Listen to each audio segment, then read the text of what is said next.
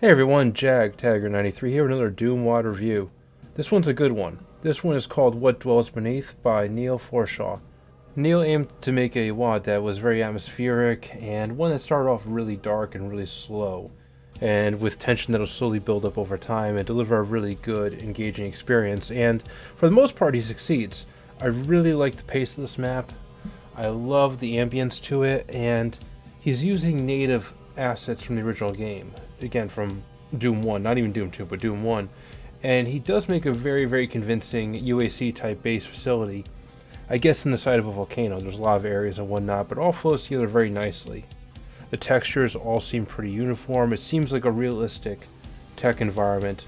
And I love how the monsters are spaced around the nooks, the crannies, the dark corners.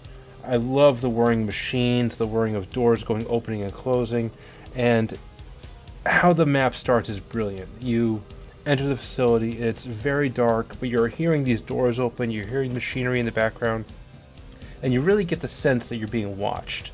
You really get the sense that there's something else lurking around, stalking you.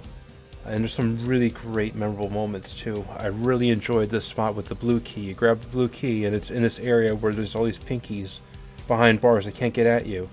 And you know, I'm thinking when I grab that blue key, are these bars going to lift up? Are the pinkies going to assault me? What's going to happen? And I grab the blue key, and something unexpected happens. The bars don't lift, but the way behind me, back out of the room, seals off completely. So I'm wondering, okay, what's going on?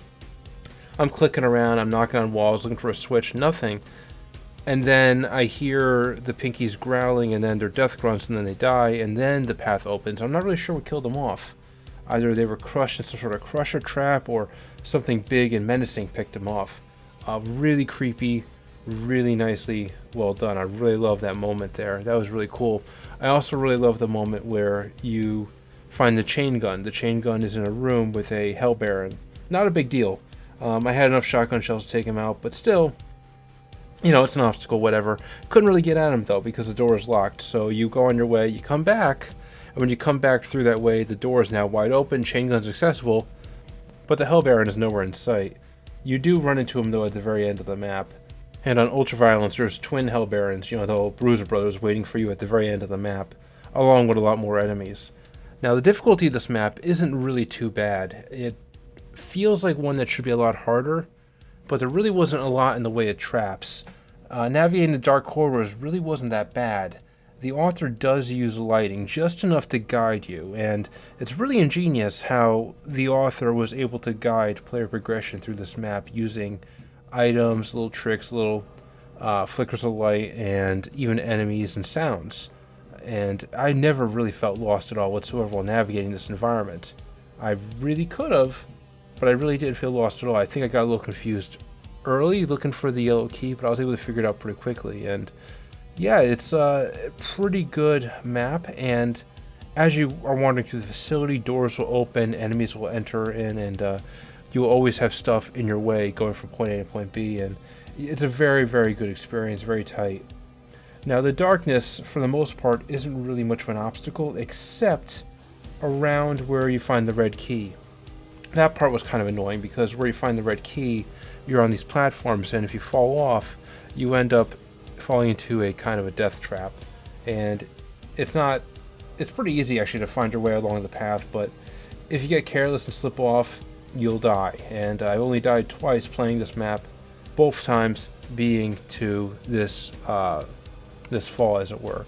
There's some very clever secrets hidden as well in the darkness, so check those corners and be careful, because you could be walking right into a secret, or you could walk into something much more sinister. I really enjoyed the placement of the Spider Mastermind as well in the facility. If I had any gripes at all with this map, it would probably be that the end did feel a little anticlimactic. The entire time in the facility, I'm feeling on edge. I'm feeling a lot of tension. I feel like something is stalking, or something big is going to happen, like a huge ambush or a cyber demon. Something unique was going to happen. And there's little hints too that danger's coming. You know, the flashing red hallway they find had me on edge, but no, nothing really. I mean, you do come into rooms that are full of enemies, you take them out, not a big deal. The Spider Mastermind is not that big of a deal either. You're able to pick them off pretty easily through the windows. You got plenty of ammo to do it. Not too hard. So yeah, it just doesn't end on a nice punch. But besides that, it's a very, very tight map, very satisfying, very ambient, and I give this one a 9 out of 10. Definitely pick up and play this one. It's a very moody map, and the author did a lot with very basic assets for the game. And this is also a blast to play through on co-op as well. Definitely recommend it. Alright, and that is it. Thank you all for watching. This is JagTagger93 signing out. You all have a good one.